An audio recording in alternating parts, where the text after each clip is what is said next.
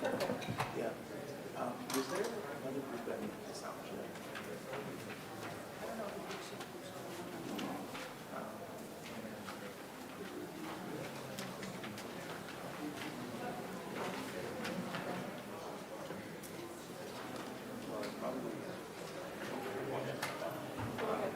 Yeah, let's take a 5-minute break. I'm gonna go see if I can grab a bottle of water. I don't know. No. Maybe there.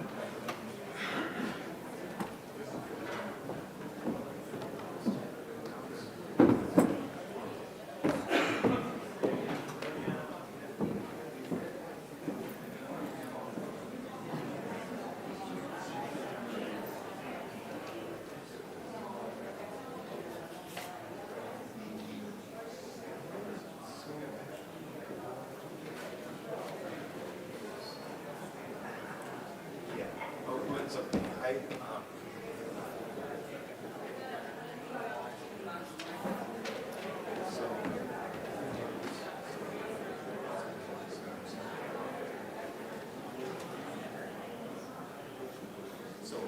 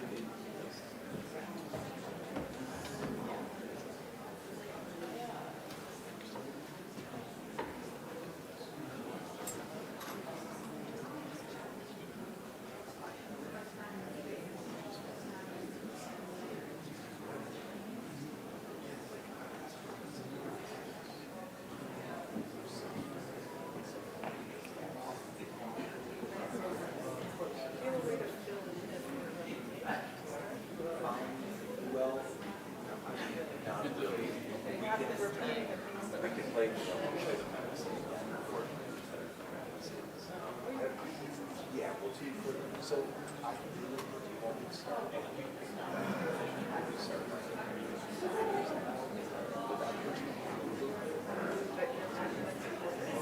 like I mean well 6 or 6 and then just closer so that's legit 6 or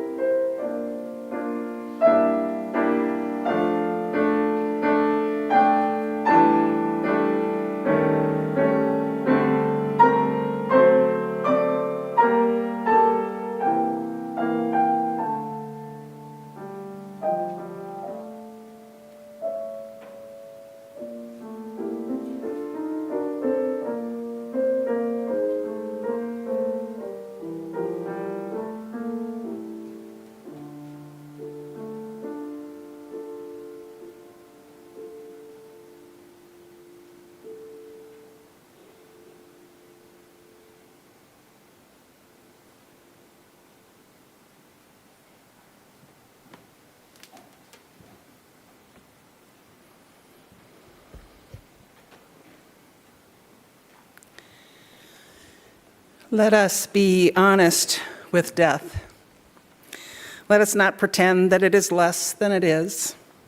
It is separation, it is sorrow, it is grief.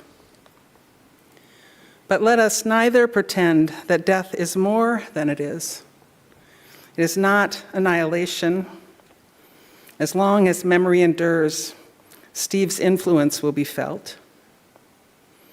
It is not an end to love. Humanity's need for love from each of us is boundless. It is not an end of joy and laughter. Nothing would less honor Steve than to make our lives drab in counterfeit respect. So let us be honest with death, for in that honesty we will understand him better and ourselves more deeply. And with these words, we come together to mourn, to remember, to celebrate, and to honor the life of Steve Pratt. I welcome you to First Unitarian Society and to this celebration of the life of Steve Pratt, husband, brother, uncle, friend, co-worker. A life that was spent living fully, filled with music and cycling, travel and friends. Services such as this are meant to be a time to stop and notice how a person's life showed us a path and gave us a little light to see by. And so we have gathered to notice. And whether here together in person or joining us online, we are taking this time set aside to celebrate all that Steve gave to you and to so many others in his wild and precious time on earth. I'm the Reverend Eulin Stoneberg, interim minister here at First Unitarian Society, and it's my honor to guide you through this time of remembrance today. Steve joined this congregation in 1979, 46 years ago, and loved the intellectual rigor of Coroner Reesian, the minister at that time. And he is remembered here as a good man, a great musician, and a faithful volunteer. He is missed. For those of you who are here for the first time, I'll note that you'll find washrooms down the hall to the left as you exit the assembly hall, and also downstairs outside the lower hall. And Tim, who's around at the back of the room or in the gallery, could help you if there's something you need. We do ask you to be sure your cell phones are silenced or off. I know many of you are looking at the order of service on them, but if you turn off your sound, that would be great. Steve's family is honored by your presence here. Following the service, you're invited to join them for a luncheon in the lower assembly hall where you can view some pictures and have a chance to share memories with one another. And I hope that in hearing from those who knew Steve best and in sharing this time together, you will be comforted in remembering how Steve touched your life and by imagining what that means for how you choose to live the life that you have.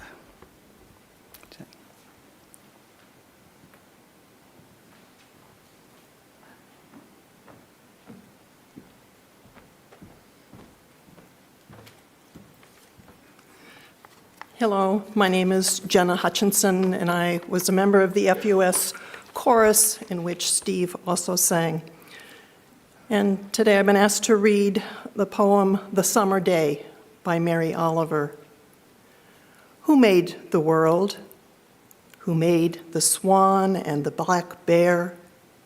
Who made the grasshopper? This grasshopper, I mean, the one who has flung herself out of the grass, the one who is eating sugar out of my hand, who is moving her jaws back and forth instead of up and down, who is gazing around with her enormous and complicated eyes. Now she lifts her pale forearms and thoroughly washes her face.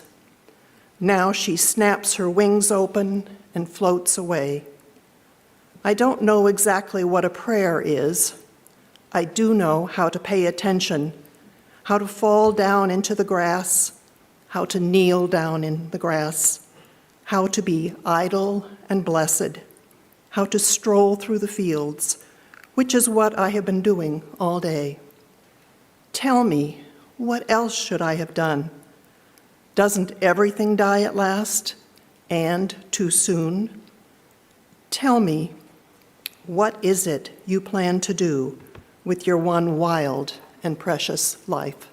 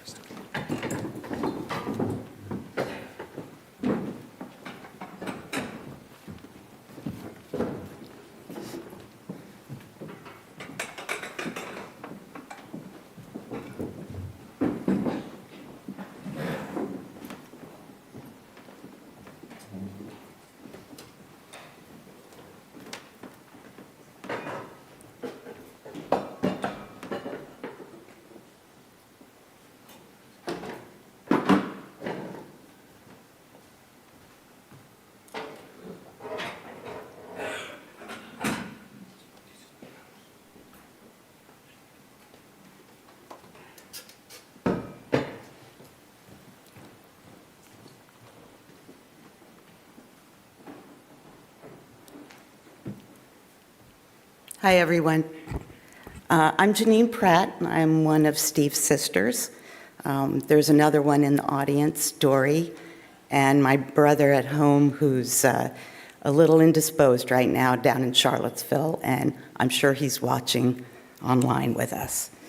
On behalf of the Pratt siblings, thank you all for being here to celebrate Steve, our brother. I know he's here also watching from beyond, probably saying, why aren't you all out cycling instead of sitting here and talking? But we need to talk about it.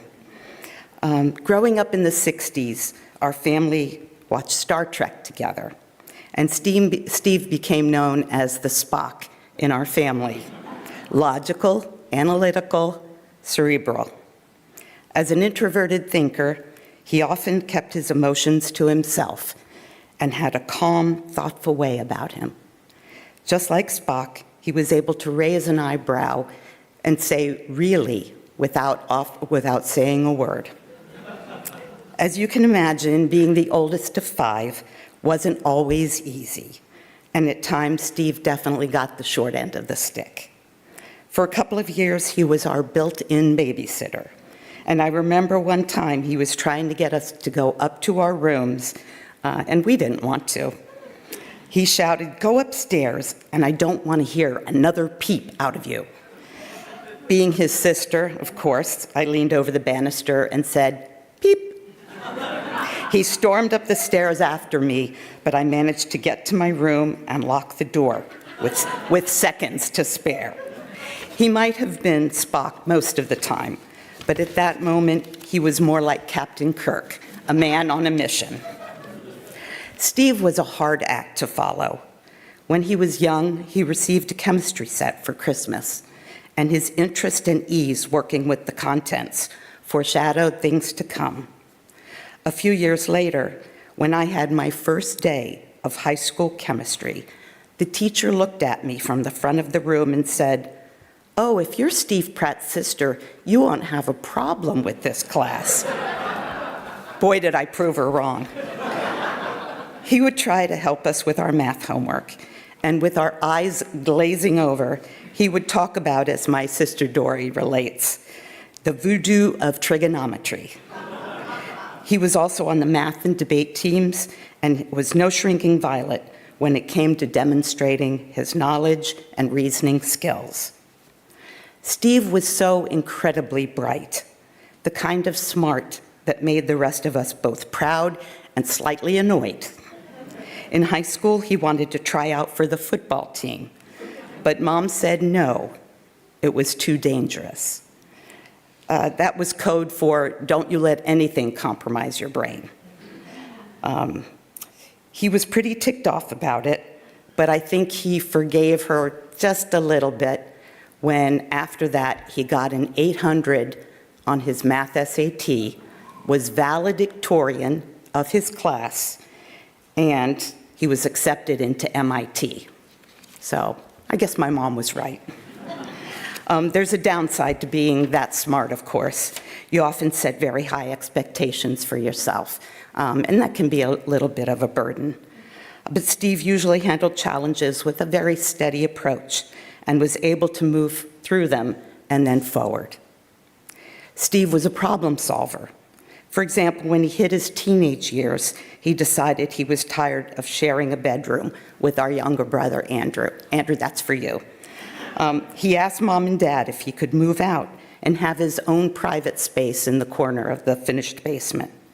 In no time, he had created a small bedroom, complete with a beaded curtain at the entrance, a stack of Mad magazines at the end of the bed, and a big framed picture of Richard Nixon on the wall. Just a small example of his kind of wacky humor. He led the way for all of us in his love for music. If you can picture a small toddler walking around the house, cuddling a little yellow plastic record that played Little Doggy in the Window, that was Steve's teddy bear. Music was always his love. whether it was at Mrs. Harnage's piano recital, where he would play Silver Bells or Winter Wonderland, or when he played his clarinet in the high school marching band. Music was his soul.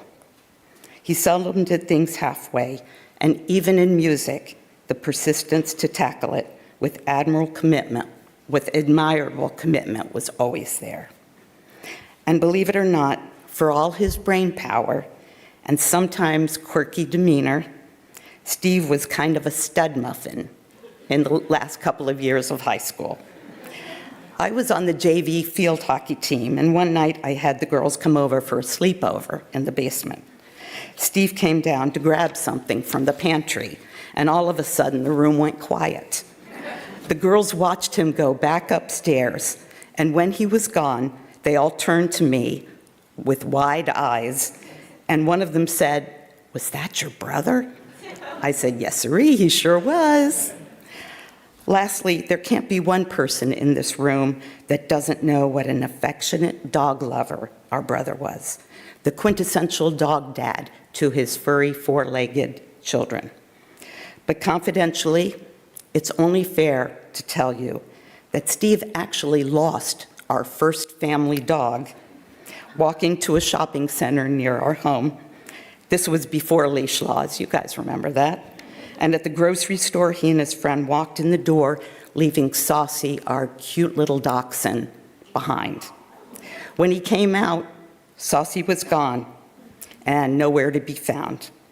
We never, ever, ever, ever, ever let Steve forget that. So that was Steve. Smart, steady, affectionate, sometimes serious, frequently silly, but always memorable. When he talked, we listened to what he had to say. He had a quiet confidence that drew people in. And his siblings, we couldn't help but respect him. Sometimes we messed with him. He was a good, kind, and well-accomplished role model for us, always pitching in when he was needed. He was someone who lived his life to its fullest. So here's to our beloved brother, our Spock. Live long and prosper, Steve. Thank you.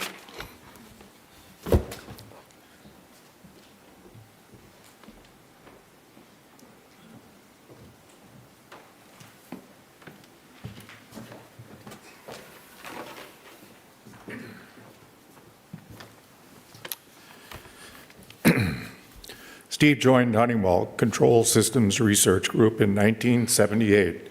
A few months later, I joined. Our boss assigned Steve to be my new hire buddy, and we have been friends ever since. We made a movie together. We went to work lunches together and other social gatherings with coworkers. And we wrote software and did mathematical analyses. Steve was not a vegetarian yet. He started a 5 cents a cup coffee business for our immediate group, but soon grew to support people from all over a large Honeywell building. At the end of the day, we would see Steve counting coins. You could still find a silver $50 at this time, and he would always pull that out. Steve's coffee business was so successful that he expanded into donuts. He made money, and I don't think the IRS ever caught up with him.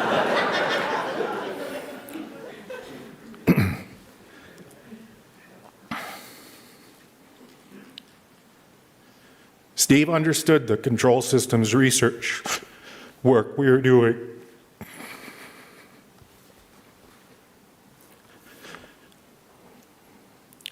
He had this ability to see into the future and what would be needed to perform this work. He was not told what to do, but he created something called Pratt, which allowed us to do analyses more efficiently and quickly. He was using object-oriented programming before that became a popular topic in computer science. Pratt became HoneyX, and parts of it are still in use today. He not only helped the engineers, but he also helped the administration department with graphs of financial data. I remember one day he was teaching one of the administrators how to draw an ellipse with a pen and a piece of string. Steve's code was usually rather cryptic to an unsophisticated software people like me. And he put very few comments in his code. I don't think he was being secretive. He just did not like to write comments or write reports. For some reason, he decided he would try working at 3M, and he left Honeywell. We were all very sad, and we had a big party to send him on his way. At 3M, they were more forceful about writing reports, and he soon realized he was not going to stay employed there. Luckily for us, he returned to Honeywell. He was highly skilled with anything computer related. We exchanged data in these pre-internet days with magnetic tapes. There was something called big and small endian, which was a format, and we often did not know which format was used. Steve could figure it out. He was very good with patterns and puzzles and loved the challenge. Steve became known as the tape doctor. Steve became such a go-to guy for computer assistance that he thought he might as well go into IT, where that would be all he would do. He was successful there like he was in the controls group, but he must have been bored, or there was not enough math, or maybe there were reporting requirements that he didn't like. So he came back to the controls group. He was still the go-to guy for computer assistance. I know he tried to remember everyone's name so he could greet them by name in the hallways. He also knew the birthdays and ages of his coworkers and friends. Not only that, but he could tell you those dates in the Julian as well as the Gregorian calendar. Steve was always optimizing and looking for efficiency. When we would get in a car and drive somewhere for lunch, he would comment on the driver's choice of path to the destination. Something like, why are we going this way, which will involve 2 left turns when we could do 3 right turns? I think this striving for efficiency was translated into the code he wrote. He could always see beyond the immediate task and would make the code work well in a more general context. If something had to be done more than twice, he always spent the time to make it generic with a software loop. This is just an example. Most of what I know about good programming, I learned from Steve.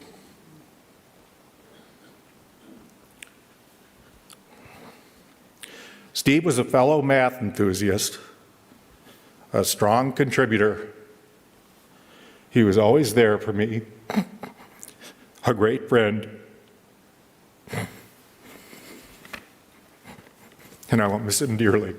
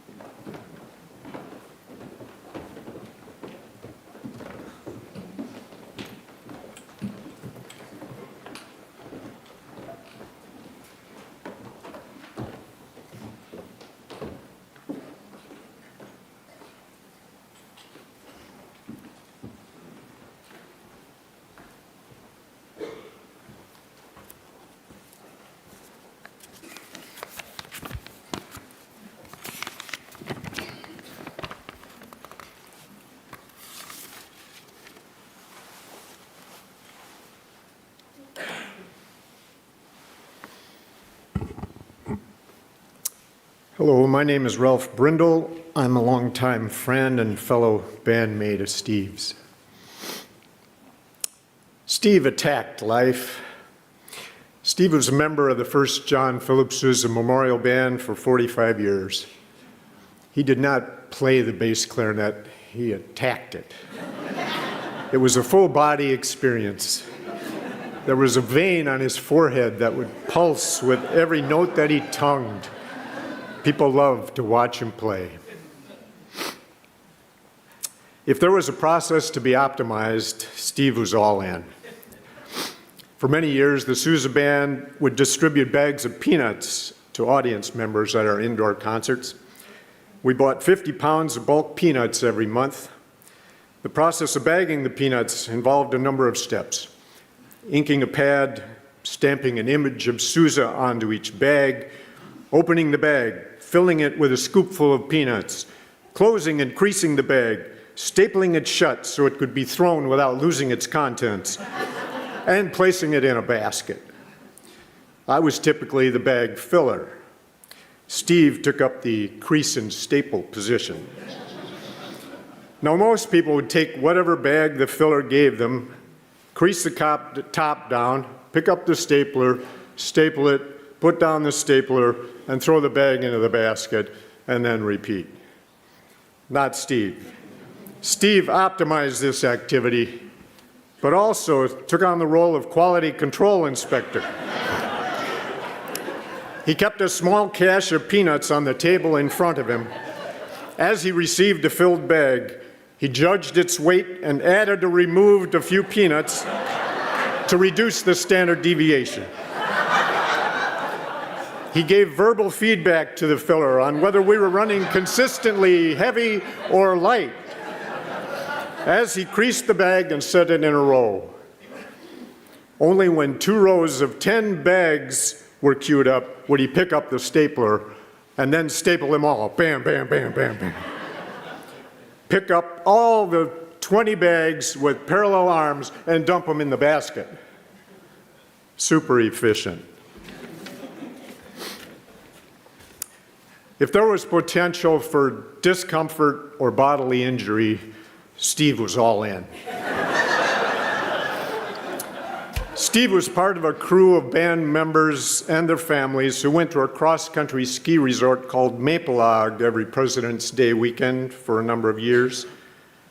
The feature of the place that attracted Steve was the sauna by the lake and the nearby hole in the lake ice. Many guests who visited the sauna tried to jump in the lake to see if they could earn the "I Took the Plunge" t-shirt. But Steve took it to a whole new level with no interest in a t-shirt. He would be sure to dunk his head on initial entry and then lounge in the water for several minutes before climbing out. If his head was spinning when he re-entered the hot sauna, he knew he had a good dip. One of the other guests who tried the sauna was an older, heavyset gentleman named Dale. His bare chest revealed scars from open-heart surgery, and he admitted he had had a triple bypass. He moved rather slowly, even on level ground, so it was clear he would need some assistance getting out of the hole. Putting a ladder down into the hole seemed to be a possibility. Unfortunately, the ladder at hand was made of wood and tended to float up off the bottom. Steve offered to hold the ladder while Dale climbed out, even though this would mean standing outside naked for as long as it took. In fact, after Dale jumped in, it was clear he was not even able to climb the ladder without assistance. So Steve jumped in the water, held the ladder in place, and pushed Dale up a rung at a time. Safely back in the sauna, Steve was soon up for another dip. We sometimes mused about how we might die during one of our activities. Would we have the big one after jumping through the hole in the ice? Would we fall to the stage while hanging the Sousa art piece before a concert? Would we get hit by a car by cycling? We never considered that this force of nature called Steve might be stopped by a mosquito. I miss him like crazy.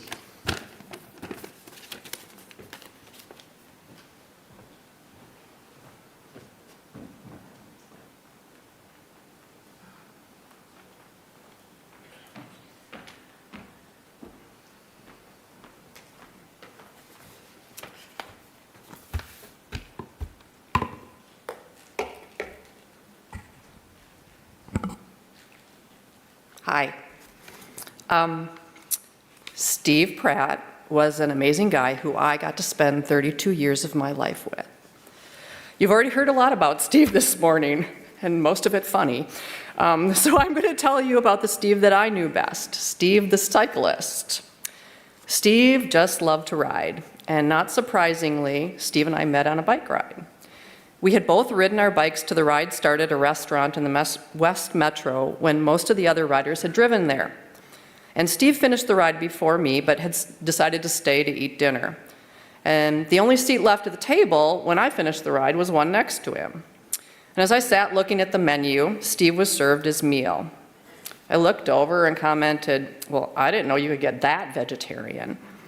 And Steve looked over at me, and the conversation started. The rest, they say, is history. Steve loved to ride so much that he regularly turned his 6-mile commute to work into a 35-mile ride before work. He rode almost every day, rain, shine, or snow, all year round. And after retiring in 2013, Steve decided that cycling was his job. So he'd get up every morning, get ready, feed the dog, eat breakfast, and then go for his daily ride.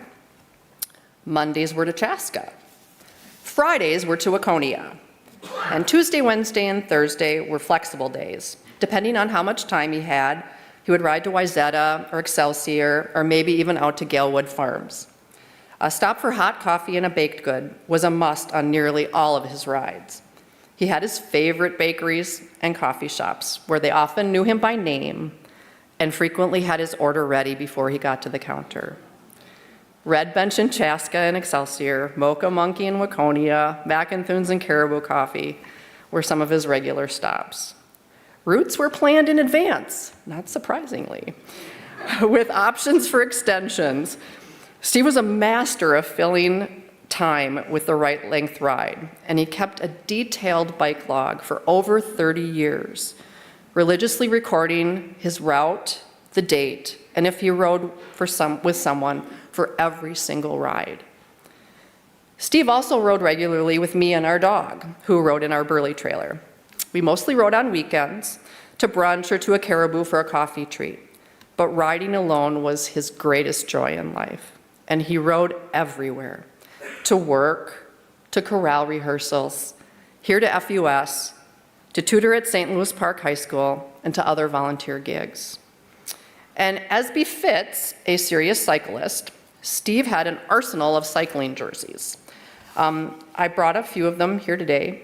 They're over here. The smiley face one was for Friday rides. For Firkins, which is the black one, was one of 2 black jerseys he had, which he usually wore when the weather was cool because black jerseys can get pretty hot on a 4-hour summer ride. The cruddy-looking white one is his Lucky Rain jersey. Steve was not adverse to riding in marginal weather conditions, and wearing an old don't care about it jersey meant it didn't matter if he got rained on or he got dirty. And he saved his most colorful jerseys for family rides, with me and Cinder, and then Tango, and most recently, we had planned to bring Bella too. Riding with the dogs began with Cinder, who hated being left at home when we went out for a ride. And one day I saw an old Burley trailer chained to a neighbor's tree for $50. So we bought it, fixed it up to better fit a 60-pound dog, and off we went. And Cinder loved cycling with us. She was so game that when in 2009, we cycled down the Pacific coast from Seattle to Santa Barbara with some of our friends, she went with us and rode every single mile of the trip in that Burley. Tango preferred shorter rides that always included a stop for playtime and usually a pup cup. I planned on carrying the tradition with Bella. She has already gotten somewhat used to the Burley, and hopefully we'll start riding together next spring. But it won't be the same without Steve. But we can do it together to remember him. And you may have noticed, I have this little container here. It's, God.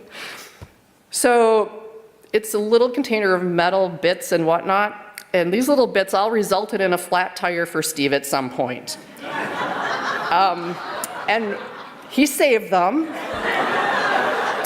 Who really knows why? I'd like to think it was to honor the little things in life that can make a big difference. I am so gonna miss watching him zoom out of our driveway and down the street on his way out for a ride, and then the reverse when he came home. Almost always exactly on time that he planned. Life with Steve was predictable, but at the same time, such a great adventure. Rest well, Beeb. Rest well. I'm gonna miss you.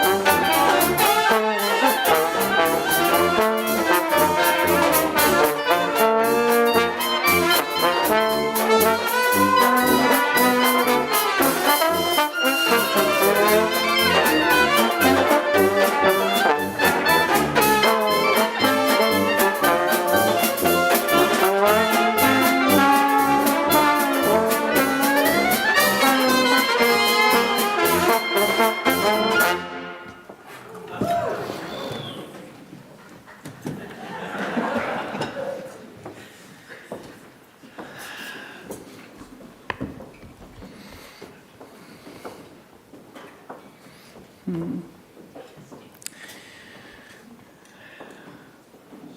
so we have come to share the loss felt in Steve's passing, to celebrate his life of dedication and love, to be blessed by sharing in all the music that he loved, and also to be able to share some memories that we'll be able to carry with us.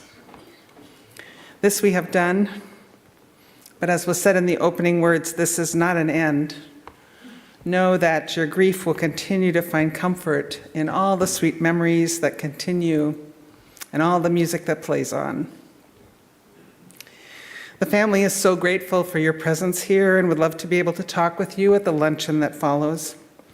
After our closing words, I will escort the family out, and as we do that, the Dixieland Band will serenade us to the lower assembly hall. There's an elevator to the left as you exit this room if you have need of that.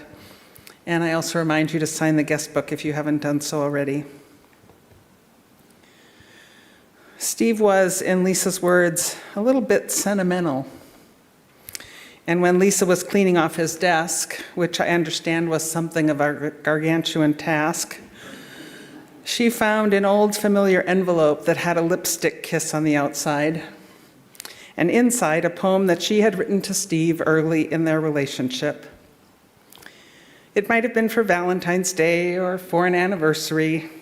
That detail is lost to history. The feelings, however, are not ever lost. It read, "The evening we met was something indeed. The probability of a happening was staggering, dear Beebe. But the moon and the stars were driving that night, and the steeds of my love were planted and then took flight. 'Tis a good thing, too, for I was drunk on you, and you me too. Time speeds on, but to what end? We ask often, how, what, why, who, when? Let these questions stand as they may, for I know what, why, who, how, and when. My love is for you till time does end. I can explain it not. It waves with the breeze.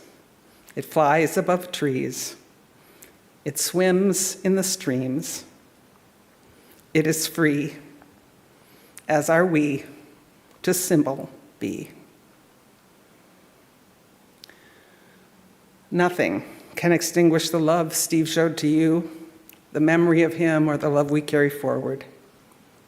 In this spirit, let us, individually and together, go forth accompanied by the Dixieland Band to live, to make music, and to love. Blessed be, and amen.